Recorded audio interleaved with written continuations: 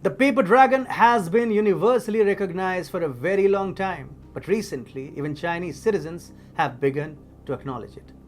They have started to realize that Winnie the Pooh, that is Xi Jinping and his friends in Beijing, are mere clowns who have no balls to handle international affairs.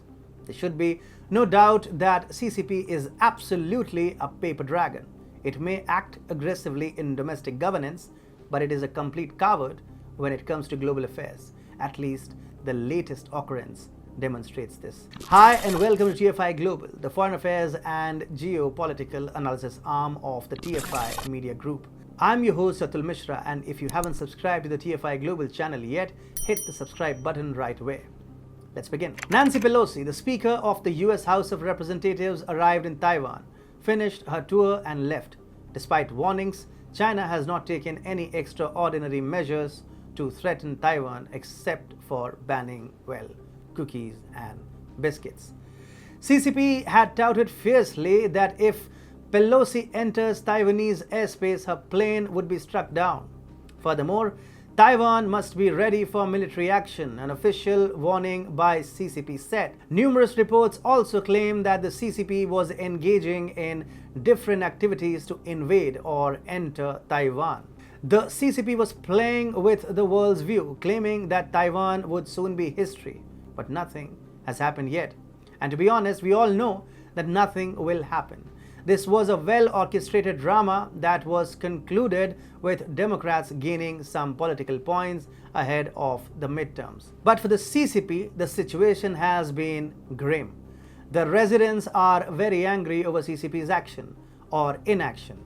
So to express their disdain with the CCP, the citizens have stormed Weibo and WeChat with their anti-CCP comments. Before Pelosi landed in Taiwan, Chinese citizens were lauding the tough response from their government, military and media personalities who were attempting to thwart Speaker Nancy Pelosi's visit to Taiwan.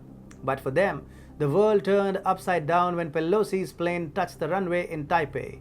There was a complete U-turn by social media users. The users started commenting about how disappointed they are with Beijing's lame response to the whole event. Most of the people complained that they feel insulted by the government. Don't put on a show of power if you don't have the power. What a loss of face, a Weibo user wrote from his handle after Pelosi's plane landed. Some users even lambasted the government, citing they don't deserve the people who had waited for hours to witness how history could be made. A great nation. How ironic. This dissatisfaction is not just limited to some common citizens. Even some Communist Party members are not happy with Beijing's attitude.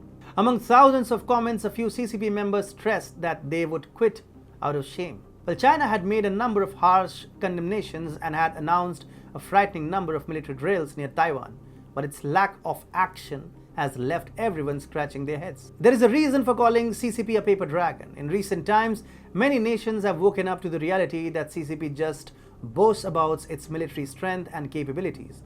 The worst they can do is to publish a series of bashing articles in its mouthpiece, that is Global Times. Firstly, India made the world realize that PLA is a pure novice when it comes to hand-to-hand combat. Then the Chinese were insulted in Zimbabwe, where their embassy was criticized by the Media Alliance of Zimbabwe for intimidating a weekly newspaper after the latter published information about malpractices by Chinese mining corporations. There are so many insults of the CCP that the list is truly endless. What do you expect from a nation that simply snubs weaker nations while praising its virtues?